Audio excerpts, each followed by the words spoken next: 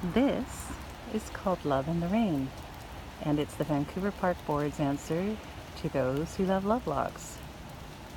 And since it was created and installed by Bruce Voice in 2016, it's attracted a few who like to proclaim their love.